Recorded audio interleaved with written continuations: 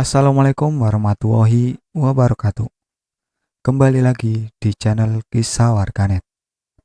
Cerita kali ini masih kelanjutan dari misteri perjalananku, pendakian Gunung Sumbing.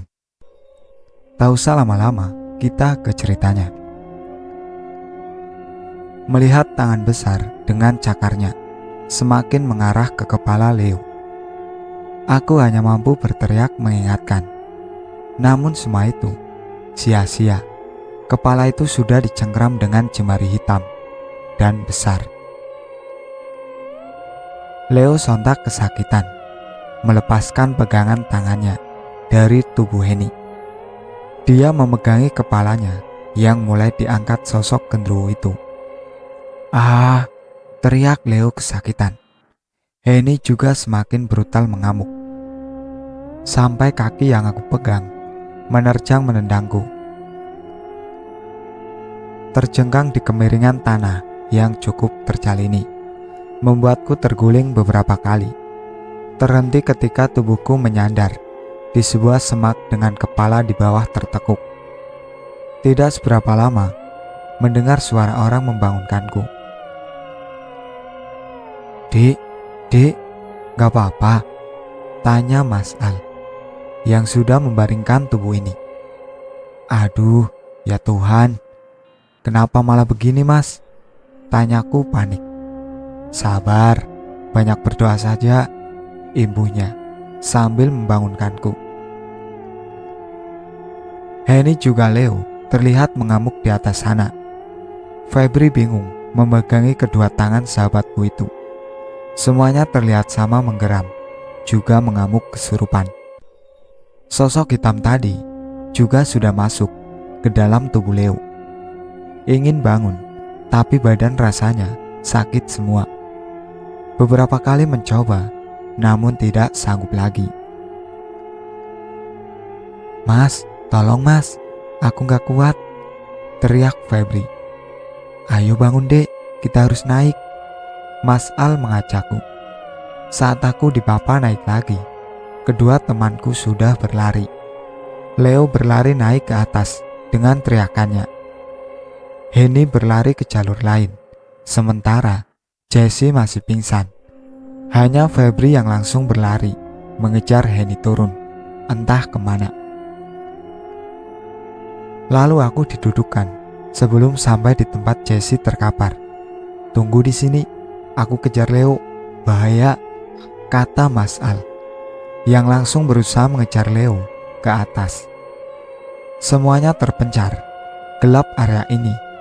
Hanya cahaya dari headlamp di kepalaku menyorotkan ke atas. Dengan merangkak, berusaha menjumpai Jessie.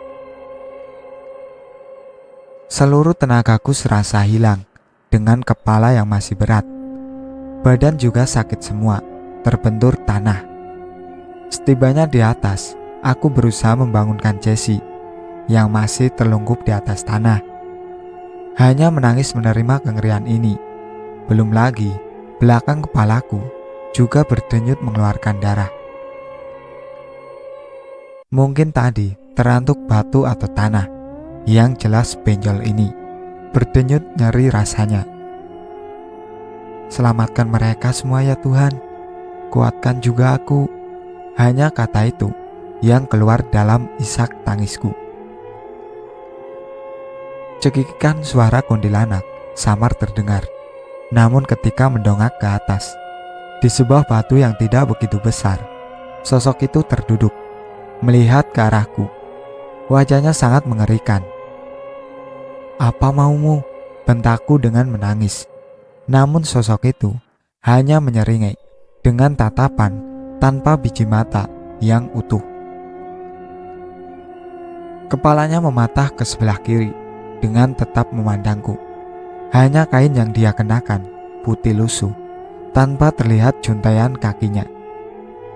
Saat setan itu membuka mulutnya yang terlihat hitam, lalu mengangkat kedua tangan, memegang kepalanya, yang aku kira mau membenarkan posisi tegak kepalanya.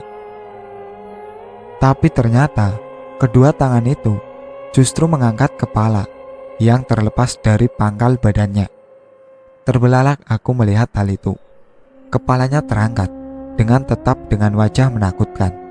Tertawanya juga masih terdengar. Sampai tangan itu melemparkan ke bawah. Kepala menggelinding ke arah kami. Jessie, tolong bangun dong. Usahaku membangunkan dia saat aku mendongok ke atas. Kepala juga sosok itu sudah menghilang. Hanya menyisakan hawa dingin. Semua berubah menjadi sepi. Cahaya senter kepalaku juga berkedip mati hidup. Perlahan meredup sampai benar-benar tidak menyala lagi. Gelap semua terlihat. Hanya remangan alam lantaran bias cahaya langit yang terlihat. Meraba ke semua arah berharap menemukan senter atau apapun yang bisa aku nyalakan. Tanganku menyentuh tubuh Jessie, lalu mencoba mencari handphone di dalam tasnya untuk penerangan. Lama mencari benda itu karena di dalam masih bertumpuk dengan baju juga logistik. Tahan tolong, Tuhan selamatkan aku. Terus kata itu aku ucapkan untuk menguatkan diri ini sendiri. Entah di mana mereka semua, bagaimana dengan nasib semuanya. Semua itu tidak aku tahu, sampai kembali seperti sebuah bisikan, terdengar jelas. Winda, Winda. Suara itu memanggil namaku berulang kali. Serasa mengerikan, suara itu terdengar, merinding dengan batin yang bergejolak. Pikiran antara ketakutan juga memikirkan semuanya. Tangan ini terus menjari sampai aku menemukan handphone milik Jessie. Dengan itu, aku mencari kerilku yang ternyata lumayan cukup jauh jaraknya di bawah sana. Lesu menerima kenyataan ini, semakin aku meraung dalam tangis. Aduh, suara Jessie terbangun. Aku hanya melihatnya yang pelan mengangkat tubuh. Lalu dia memandang ke arahku. Winda, itu kamu kan? Tanyanya dengan ketakutan. Aku Jess, sautku. Kenapa kamu nangis, Win? Mana yang lain? Tanyanya dengan memelukku erat. Kita terpisah dengan yang lain.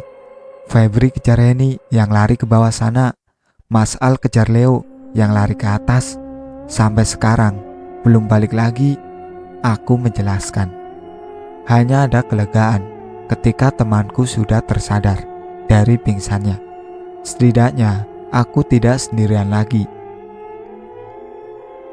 Tidak merasa takut untuk merasakan alam yang sangat angker ini. Mencoba kembali tenang, lalu meminta dia untuk menyalakan handphonenya agar jadi penerangan. Kenapa ini sama Leo bisa kabur begituin?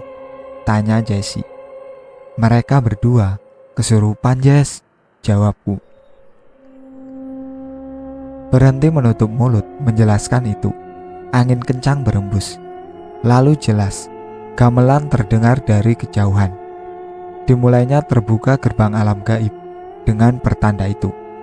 Kami berdua mendengar suara itu, hanya saling menatap. Diam sejenak. Tidak tahu harus bagaimana atau berbuat apa. Kumpulkan semua tas mereka, Jess, suruhku. Setelah semua keril aku kumpulkan, lalu aku memeriksa semua untuk mencari senter. Juga air minum. 2 botol air aku bawa, juga sebuah senter dari dalam keril hitam milik Mas Al. Mempersiapkan diri untuk menentukan kemana harus menyusul, ke atas atau ke bawah. Tinggal saja tas kamu, Jess. Kita susul Henny juga Febri ke jalur sana, ajakku. Apa enggak sebaiknya kita tunggu saja di sini? Jawabnya. Jess, kamu harus berani. Kita tidak tahu keadaan teman kita bagaimana.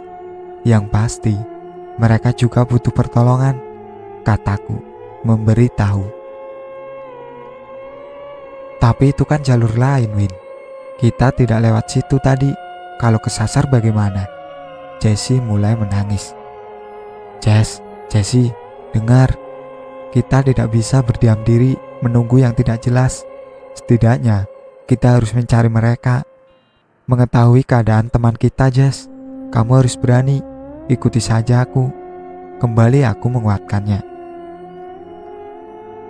Dengan keputusan ini, aku memilih mencari Henny, juga Febri. Kalau Leo, aku serahkan pada Mas Al. Walaupun keadaannya seperti apa, mereka sama sekali tidak bisa aku pikirkan. Henny lebih butuh kami, karena Febri juga belum tentu bisa menyelamatkannya sendirian. Mulai melangkah turun, menyusuri jalur yang sangat asing, karena baru kali ini melewatinya. Rumbia juga semak masih menjadi tepian jalur dengan pohon-pohon yang masih jarang berdiri. Hanya jalur ini tidak kalah menjengkelkan karena terjal dan terlihat seperti aliran sungai kering tanpa air. Deru nafas kami berdua terdengar jelas, menandakan jika kami menekan rasa ketakutan dalam diri masing-masing. Hanya dengan menggandeng tangan Jessie, aku bergerak perlahan untuk mencari Febri dan Henny. Nama mereka berkali-kali aku teriaki untuk memanggil, namun masih tanpa sautan. Langkahku terhenti ketika lampu senter menyorot ke bawah, dan ada sosok pocong tengah berdiri tepat di tengah jalur. Diam sama sekali, tidak bergerak. "Kenapa, Win?" tanya Jessie. "Enggak, Jess." "Terus gandengannya?" jawabku sambil memegang jemarinya erat-erat. Mau ataupun tidak, kami harus melalui pocong berwajah hitam gosong itu. Harus berani, walaupun sangat tidak karuan rasanya. Jantung sudah berdegup tanpa beraturan, merinding. Juga desiran darah serasa naik ke atas kepala. Menarik nafas panjang, lalu kembali melangkah. "Bantu aku Tuhan, kuasamu mampu menolong kami semua," doaku dalam hati. Menuruni tebing ini, selangkah demi selangkah, hingga berhadapan langsung dengan sosok pocong ini. Ternyata di wajahnya tidak hanya gosong, tapi penuh ulat menempel dengan bergerak-gerak. Kelopak matanya tidak ada lagi memperlihatkan bola mata yang menyembul keluar, seperti mau jatuh. Sosok itu hanya menatap dengan gerakan wajah yang sesekali terlihat menoleh. Saat tiba ingin melewatinya, tiba-tiba dia membungkuk, menghalang langkah kami, dengan wajahnya hampir mengenai wajahku. Tanpa peduli dengan siku tangan kiri yang memegangi senter, aku singkirkan kepala pocong itu. Walau tidak bisa diucapkan ngerinya, saat seperti kerupuk yang diremas, suara retakan wajahnya terdengar. Hanya memacu langkah agak cepat, biar terhindar dari sosok itu, sampai Jessie sedikit terseret olehku. "Ya Allah, Win, sabar. Aku hampir jatuh tersandung," katanya. Tanpa memperdulikan perkataan temanku, tetap saja aku gandeng dengan mempercepat langkah, karena ingin segera menjauh dari pocong di belakang kami, agar terhindar dari teror setan menjijikan. Aku berteriak memanggil kembali Febri, juga Henny. Namun sejauh ini pun masih belum juga ada sautan dari mereka. Sudah sejauh apakah mereka pergi? Kenapa harus ada kejadian seperti ini? Siang tadi terlihat semua baik-baik saja, namun berubah mencekam ketika waktu memasuki maghrib. Kini malam semakin beranjak larut, dan kami semua terpisahkan tak tahu arah. "Leo, seandainya saja kamu bisa menempatkan omongan, semua ini tidak bakal terjadi." Entah kenapa, tiba-tiba hatiku menyalahkan Leo. Jemari tiba-tiba mengelus pipiku sebelah kiri, seperti ingin jahilin aku yang dengan keadaan ketakutan. "Apaan sih, Jas? Gak usah bercanda." kataku dengan tetap pandangan ke depan. Apaan, Win? Tanyanya. Aku hanya membalas dengan dehem. Tidak menyukai keisengannya saat ini, karena memang waktunya tidak pas untuk bercanda yang seperti itu. Membuat semakin takut, juga kaget. Kembali jemari itu meraba ke atas kepalaku, seperti mengelus pelan rambut ini. Merasakan itu, aku hanya menghentikan langkah, lalu berbalik ke arah temanku dengan sedikit kesal, sampai kuhempaskan tangannya yang menggandeng tanganku. Jess, ini gak lucu ya? Jangan bercanda begitu, kataku dengan nada sedikit memperingatkan. Apa, Win? Aku gak ngapa-ngapain, cuma ikutin kamu jalan, jawabnya menjelaskan. Terus siapa yang usil, colek pipi, elus rambutku, tanyaku. Win, tangan kiriku kan kamu gandeng, tangan kananku pegang botol air, jelasnya dengan tatap ketakutan. Mendengar penjelasan itu, tengguk ini terasa berat. Dan benar, tidak mungkin itu jari Jessie yang jahil.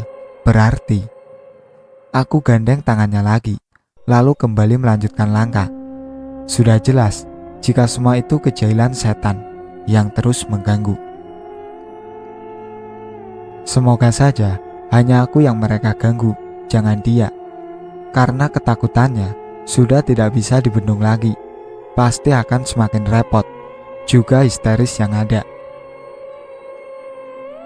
Mereka tidak akan pernah lelah untuk mengganggu, sampai keberanian itu hilang, sampai iman dalam hati ditinggalkan. Maka dengan mudah mereka akan menyesatkan jiwa semakin jauh ke dalam gelap. Degup rasa jantung ini semakin cepat. Usilnya setan malam ini semakin menjadi. Ingin segera menemukan di mana teman-teman yang lain, agar selesai sudah pendakian tidak sewajarnya ini. Suasana semakin terasa mistis. Langkah kaki terhenti, mendapati di depan sana tanpa adanya jalur lagi. Hamparan ilalang juga jurang yang terpampang. Kami berdua berdiri di atas jurang dengan terpaan angin sangat kencang. Jika di atas sana terdengar suara gamelan, berbeda dengan angin ini mengantarkan keriuhan suara, kebisingan yang tanpa jelas. Seperti ada suara ramai, banyak orang, juga semacam musik samar terdengar. Win, di bawah sana kayaknya permukiman penduduk deh, ucap Jessie. Bawah itu jurang, dalam banget Jess. Masa iya ada kampung sih? Kataku menjawab. Emang kamu gak denger? Rame banget. Kayaknya ada dangdutan juga, imbuhnya berkata. Aku hanya menyorotkan senter ke arah jam tangan yang menunjukkan pukul 11 lebih. Hampir tengah malam, masa masih ada dangdutan? Andai mau ke bawah, juga tidak ada jalan. Tebing ini tanpa terukur lagi tingginya. Tolong, tolong, suara Febri terdengar. Dari kejauhan, suara itu terdengar memanggil. Hanya gema suara itu memanggil dari segala arah, membuat aku kebingungan di mana asal teriakan teman kami itu. Febri, aku teriak menyaut sekencang-kencangnya. Berulang kali, namun suara minta tolong tadi tanpa terdengar lagi. Ayo jalan, cari jalur turun, ajak menggandeng Jessie. Saat ingin memulai langkah, teman dia hanya diam, mematung tanpa gerak, sampai melepaskan gandengan tanganku. Matanya tak berkedip, menatap ke arah jurang di bawah. Aku yang bingung melihat itu, menyorotkan senter ke bawah, mengecek apa yang dia lihat. Namun tidak terlihat apapun, hanya jurang dengan tebing tinggi yang menganga. Jess, Jess, kamu kenapa? Tanyaku pelan sambil meraih tangannya. Jangan lagi dia kesurupan seperti Leo juga Henny. Akan semakin repot tentunya. Tuhan, tolong, jangan tambah lagi Jessie. Perlahan dia menoleh ke arahku, sambil menatap dengan mata yang mulai menangis, ingin mengungkapkan sesuatu, namun mulutnya hanya bergetar tanpa mengeluarkan satu kata pun. Tubuhnya mulai dingin terasa ketika aku menggenggam tangannya. Jess, kenapa? Aku mulai panik akan hal ini. Mata melirik ke samping, seakan memberi kode jika ada sesuatu di samping atau belakangnya. Aku menelisik ke arah itu, menyorotkan senter, namun tidak menemukan apa-apa. Apa Jess? Udah dong, jangan buat aku takut. Kembali aku berkata. Namun di sini, aku hanya melihat wajahnya yang mulai memucat. Dengan rintih pelan, tangisnya mulai terdengar. Sementara maksudnya apa? Kode yang dimaksudkan juga tidak bisa aku dapat. Dia hanya mewek. Bibirnya semakin bergetar, perlahan mulai membuka. Win, pinggangku, ucapnya dengan terbata. Mendengar itu, aku hanya melirik ke pinggang sahabatku, dan tangan pucat memegang pinggangnya, seperti menahan tubuhnya untuk bergerak. Kedua tangan itu tepat di pinggang kanan juga kiri. Lalu perlahan, dari sebalik tubuh Jessie, muncul wajah sangat pucat pasi, dengan mata putih, hanya pupil hitam, menggaris seperti mata binatang. Sosok itu membuka mulutnya, mempertontonkan senyum yang mengeluarkan darah dari dalam mulut. Astaga, Tuhanku, spontan aku terkejut. Sosok itu mulai beranjak berdiri, dengan tetap mengarahkan pandangannya kepadaku. Aku yang melihat itu melotot ngeri, lalu kembali arahkan mata, melihat ekspresi Jessie yang semakin ketakutan. Sampai kepala berambut panjang itu, dagunya ditempelkan di pundak temanku. Seakan Jessie terpeluk oleh sosok dedemit itu, tanpa bisa bergerak. Tangannya mulai erat memegangnya, mata menjijikan itu, sesekali melirik ke arah Jessie, dengan senyum menyeringai. Win, ucap Jessie dengan tangis. Aku hanya menarik nafas panjang, tidak tahu harus bagaimana. Semakin kencang aku menggenggam tangan, sekuat tenaga aku menyentak tubuh temanku, menyeretnya sampai kesungkur ke tanah. Sosok itu kini hanya melayang di udara dengan jubah putihnya yang tertiup angin. Tetap sama, tak raut wajah pucat itu, tanpa berubah. Hanya darah sudah tidak sederas tadi keluar dari dalam mulutnya. Apa kalian ingin mati? Suara seperti robot itu terdengar. Pertanyaan macam apa itu? Hah? Jawabku membentak. Pertanyaan konyol yang sangat tidak berakhlak terdengar dari mulut busuk sosok wanita pucat itu. Ketakutanku tidak begitu kuat, beda ketika aku melihat sosok pocong di atas tadi. Menghadapi makhluk ini dengan tatapan lekat pandanganku, sama sekali tidak merasakan ketakutan. Hanya hawa dingin menyelimuti tempat ini. Perlahan aku membangunkan Jessie sambil tetap waspada, memperhatikan setan yang melayang tidak jauh dari kami. Yang bikin aku terperanjat, dari perut sosok itu menggantung seperti usus yang menjuntai, bergerak seperti ular, dan di punggung Jessie mengeluarkan darah. Apa itu? Jangan-jangan darah temanku disedot sampai keluar dari mulutnya, seperti lintah yang mengisap. Win, tolong Win, ucap Jessie dengan tangannya merangkul ke pundakku. Sekuatku menopang temanku berdiri. Hanya setelah kami berdua tegak berdiri, sosok itu langsung melesat terbang dengan meninggalkan tertawa yang sangat memekikkan telinga. Syukur semua sosok lembut itu pergi. Entah karena apa, wujud pucat pasi itu kabur seperti ketakutan. Aku yang melihat wajah teman di depan ini semakin pucat. Hanya memberikannya minum, lalu mencoba mengecek punggungnya. 2 lubang kecil seperti digigit ular, dan sekitar bekasnya membiru. "Sakit ya, Jess?" tanyaku kembali mengusap dengan telapak tanganku. "Gak apa-apa, Win, cuma kepalaku pusing," jawabnya. Karena kehilangan banyak darah yang dihisap di demit itu, makanya dia kini merasakan pusing kepala.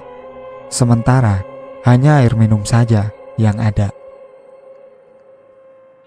Apapun obat dan yang lain tidak ada kami bawa karena kepanikan saat itu, hingga aku memutuskan meninggalkan semua barang.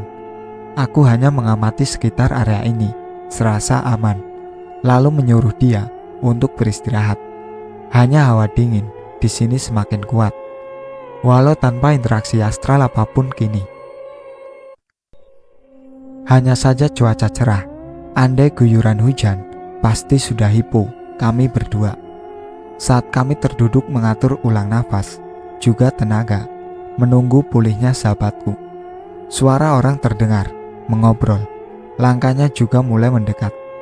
Cahaya senter mereka menyorot segala arah. Melihat itu, aku memberikan kode dengan cahaya senterku. Lalu sibakan ilalang, terlihat satu rombongan menghampiri kami berdua. 4 orang laki-laki dengan jaket, juga sarung diselempang di leher, menyapa. "Mbak, gak apa-apa?" tanya salah seorang dari mereka. "Saya tidak apa-apa, Mas. Teman saya yang kehilangan banyak darah," kataku memberitahu. Dengan cekatan, mereka menggendong Jessie, juga menuntunku di bawah turun ke bawah. Tanpa banyak bertanya, aku hanya mengikuti 4 laki-laki ini, terus menuruni gunung. Berjalan sekitar 2 jam, akhirnya terlihat lampu rumah warga, juga hamparan persawahan. Sesampainya di jalan masuk desa, orang-orang sudah ramai menunggu. Seakan mereka semua tahu jika kami memang sengaja diselamatkan. Pukul 3 dini hari, di salah satu rumah kepala desa, kami berdua diajak ke situ. Sapaan ramah warga, juga tatapan penyambutan dengan senyum, juga berbagai ucapan hamdalah terlontar dari bapak-bapak yang berada di situ. Saat kami tiba, aku lihat Febri yang keluar dari dalam, menyambutku dengan pelukan haru. "Win, kamu gak apa-apa?" "Jessie kenapa?" tanya Febri. "Aku gak apa-apa, Feb. Jessie saja tadi diserang setan." Mendengar itu, salah seorang warga memperingatkan ucapanku. "Mbak, jangan asal nyebut di sini," kata bapak itu. Iya Pak, maaf," kataku meminta maaf. Lalu aku disuruh masuk oleh tuan rumah. Diberikannya minum. Jessie yang langsung disuruh bapak itu dibaringkan di dalam sebuah kamar. Mungkin mau diobati. Pemuda yang menggendong sahabatku lalu memberitahu kami semua yang terduduk di situ, jika lukanya parah dan bisa racun di gigitan itu sudah menjalar. "Itu bukan gigitan ular, Mas," terangku padanya. "Iya Mbak, tenang. Temannya sedang diobati Mbak Slamet. Nanti insya Allah akan baik-baik saja," jawab pemuda itu.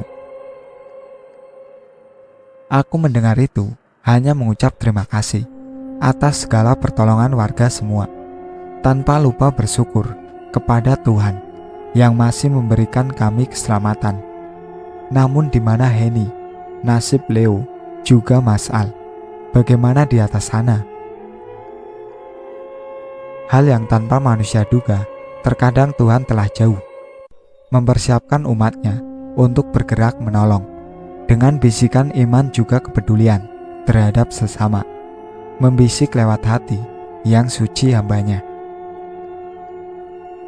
Tadi masih berada dalam gelap dan berpeluk dengan kengerian, kini sudah terduduk sedikit lega dengan memikirkan yang lainnya. Di mana mereka? Semoga selalu dalam lindungan Tuhan di luar sana.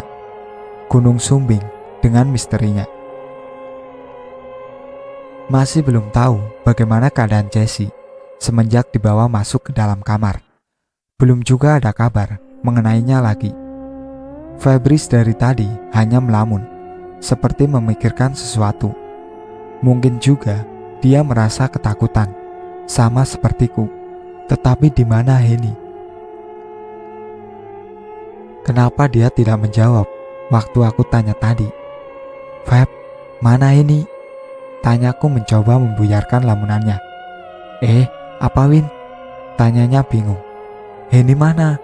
Aku mengulang pertanyaanku.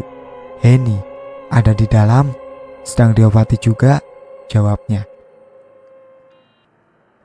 Lega mendengar itu, semoga lekas diberi kepulihan untuk kedua sahabatku. Kembali berkumpul dan bercerita lagi. Meskipun harus siap menerima kabar atau menunggu Leo dan Mas Al turun dari atas sana, mengingat mereka hanya membawa perasaan yang sedih dalam hati, tanpa tahu apapun dengan keduanya. Baikkah, selamatkah? Hanya harap dengan tangisku kali ini menguraikan semua rasa ini. Kenapa harus datang ke sini jika berujung seperti ini? Bahkan bagiku, ini sudah dari cukup untuk melakukan pendakian. Kedepannya tidak akan pernah lagi ada yang disebut naik gunung. Melihat juga mengingat semuanya, tidak pernah habis merinding sekujur tubuh ini. Win, jangan menangis, banyak berdoa saja, kata Febri yang melihat ke arahku. Aku nyesel, Feb, menyaut dengan kesedihan. Sabar Winda, semua sudah jadi aturan Tuhan.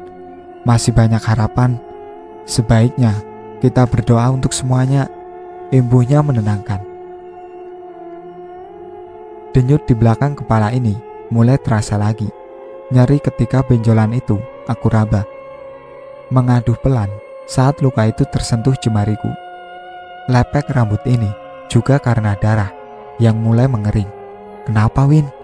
Febri bertanya dengan panik, lalu mengecek kepalaku. Kamu luka begini, kenapa tidak bilang dari tadi sih? Imbuh katanya semakin panik terdengar. Aku hanya diam, tanpa menjawab omongannya. Lalu yang aku lihat, dia gusar. Mencari juga memanggil pemilik rumah. Ramainya warga tadi juga sudah sepi, tanpa tahu kapan mereka semua pada pulang, kembali ke rumah masing-masing. 4 pemuda yang menjemput kami pun tidak terlihat lagi. Hanya tinggal kami berdua berada di dalam rumah ini. Sebuah keanehan menurut pemikiranku. Perlahan aku hanya memastikan jika pemuda ini adalah Febri. Karena sedari bertemu tadi, gelagatnya lain, lebih cenderung melamun. Sementara dia temanku yang riang sebelumnya. Dia hanya mondar-mandir memanggil orang, namun tanpa adanya sautan atau seorang yang menghampiri. Febri, sudah duduk saja, suruhku. Tapi lukamu Win, dia masih dengan panik. Sudah, aku gak apa-apa, sini duduk saja.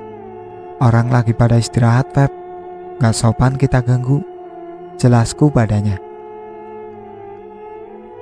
Lalu dia hanya duduk di sebelah dengan sedikit gugup, melihat ke arahku dengan tatap cemas. Namun tidak bisa berbuat apa-apa. Hanya aku melihatnya terlihat pucat, dengan bibir yang membiru. Menanyakan keadaan dirinya, dengan memperoleh jawaban jika dia baik saja. Mungkin karena lelah, juga dinginnya udara di desa kaki gunung, membuat dia terlihat seperti itu. Teh panas yang kini sudah dingin, kembali aku minum untuk melunturkan pahit di lidah, juga sembari mengumpulkan tenaga kembali. Hanya saja sepi ini ingin rasanya menyampaikan ke temanku, tapi memilih mengurungkan itu, karena yang tertangkap Febri masih belum menyadari perubahan tiba-tiba di rumah ini. Tidak seberapa, terbuka pintu kamar itu, dan keluar laki-laki tua, mengenakan celana kain hitam, jaket warna merah, juga ikat kepala. disusul dengan bapak pemilik rumah ini. Lalu mereka duduk dengan kami, menjelaskan keadaan mereka berdua baik, hanya perlu istirahat untuk memulihkan badan. Mbaknya sama Mas istirahat saja, sudah hampir subuh, suruh bapak pemilik rumah. Iya Pak, sebelumnya terima kasih banyak telah menolong saya, juga teman-teman Pak, ucapku menyampaikan kata. Sudah jadi tugas saya dan semua penduduk Mbak. Sudah, silakan istirahat, sambung bapak itu. Aku memutuskan untuk membaringkan badan di depan tengah yang berhadapan dengan kamar di mana Jessie dimasukkan tadi. Meski sangat lelah, namun untuk tidur dalam keadaan kalut seperti ini tentu membuatku tidak mudah. Hanya Febri di sebelah yang sudah mulai mendengkur karena lelah. Pikiran belum habis, masih terus memberi gambaran bagaimana dengan mereka berdua yang masih terpisah dengan kami. Saat ini aku bisa berbaring dengan aman di rumah orang, sementara mereka masih berdua dengan alam, mempertahankan diri dari para setan. Sebentar mulai memejamkan mata, sebuah suara riuh di luar rumah mulai terdengar lagi, seperti waktu tiba. Warga yang berkumpul ramai mengobrol di depan rumah. Pelan aku menoleh ke bangku, tempat duduk bapak juga kakek tadi. Mereka juga sudah tidak ada di tempat. Membuang pandangan ke arah pintu keluar, masih rapat tertutup. Jelas, ini bukan desa sewajarnya. Mereka semua bukan manusia. Batinku memberikan jawaban sendiri. Keramaian di luar sana semakin terdengar saat aku benar-benar memasang telinga untuk mendengarkan. Tetapi satu hal lagi tanpa kewajaran. Dengkuran Febri tidak terdengar lagi. Kembali terselimuti ketakutan sampai mau menoleh ke sebelah untuk memastikan Febri saja tidak berani. Takut, sangat takut jika semua itu belum berakhir. Nafas yang mulai susah aku kendalikan memicu untuk bangkit. Apapun ini, mau ataupun tidak, tetap harus aku lalui. Karena bagaimanapun, aku harus tetap hidup dan pulang. Pelan mengangkat tubuh ini sampai terduduk sebelum menoleh ke arah Febri, masih dengan penuh harapan jika dia masih berada di sana dan tertidur. Perlahan mengarahkan mata ke arah dia tertidur. Apa yang aku harap ternyata tidak pada tempatnya. Tidak ada Febri di sebelahku. Bergetar hebat tubuh menahan ketakutan. Hanya sebelum terasa kaku badan, sekuat-kuatnya aku bawa berdiri, lalu membuka kamar itu. Jessie terbaring di sebuah dipan tanpa Henny. Di mana Henny juga Febri? Kenapa semakin menjadi rumit? Tanpa berpikir panjang, langsung berusaha membangunkan temanku. Jessie, pelan suaraku, takut terdengar. Beberapa kali menggoyangkan tubuhnya sampai dia membuka mata. Win, di mana ini? Tanya Jessie. Kamu diam saja, tenang, jangan keras-keras. Aku membisik memperingatkan. Hah? Kita di mana? Jessie ikut berbisik dalam tanya. Kita di rumah orang. Ini masih aneh. Kamu tenang ya, jangan panik. Kembali aku memperingatkan. Namun wajah ketakutan itu tidak dapat disembunyikan. Hanya anggukan kepalanya menjawab dengan tatap mata yang mulai menangis. Peranan aku hanya menguatkannya, membawa kita berdua untuk keluar dari sini. Meski rasa takutku juga sama besarnya dengan dia, tetapi keadaan ini menuntun untuk kembali menggunakan akal sehat agar semua menemukan jalan pulang. Kepanikan juga ketakutan hanya memperkeruh keadaan. Itu yang justru menjadi berbahaya untuk kami berdua. Laki-laki pemilik rumah itu telah berdiri di depan pintu. Aku kaget sampai jantung berdetak kencang. Dengan tatapan mataku yang serasa tidak percaya jika sudah orang datang secara tiba-tiba tanpa mendengar langkahnya atau suara yang lain. "Pak," aku menyapa dengan senyuman yang aku buat. "Istirahat saja, Mbak. Tidur saja bareng temannya," suruhnya dengan nada datar. "Iya, Pak," singkat jawabku. Lalu pintu kamar itu ditutupnya sebelum melangkah untuk pergi. Sekilas masih terlihat sebelum pintu habis tertutup, Febri tertidur di tempat tadi. Sementara tadi dia tidak ada. Semakin bingung menyaksikan itu. Namun pintu kini sudah tertutup rapat. Menjabarkan mereka terkadang seperti meyakinkan bayi yang belum mengerti akan kehidupan. Sangat susah, juga sulit untuk diterima oleh pemikiran. Sampai di sini ceritanya. Nantikan cerita kelanjutannya di part berikutnya. Sekian dari saya. Wassalamualaikum warahmatullahi wabarakatuh. Jangan lupa like, komen, dan subscribe channel ini.